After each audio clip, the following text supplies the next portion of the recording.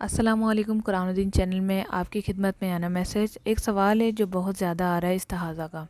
अब क्या होता है कि रोज़े की हालत में अगर पीरियड्स आ जाएं तो उसमें ये कि वो कंटिन्यू चल रहे हैं, चलें 7 डेज़ तो हमने देख लिया, 10 डेज़ तो हमने देख लिया, 10 डेज़ के बाद भी कंटिन्यू चल रहे हैं, तो क्या करें जी। तो ऐसी सूरत में आपने क्या करना है कि अगर आपको इस्तिहाज़ा, इसको इस्तिहाज़ा कहते हैं, यानी कि आपको ब्लीडिंग कंटिन्यू रहे, उसका कलर भी रेड हो, तो ऐसी सूरत में आप रोज़ा रख सकती हैं। मेरे पास ये बहुत ज़्यादा सवाल आ रहा था कि हम रोज़ा रखें या नहीं रखें, तो रख सकती हैं क्योंकि ये एक बीमारी है और इसका कलर भी रेड है, तो यानी एक रग का खून है।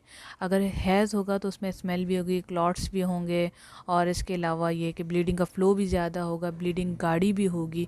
ये सारी अलामत हैज़ की होती हैं।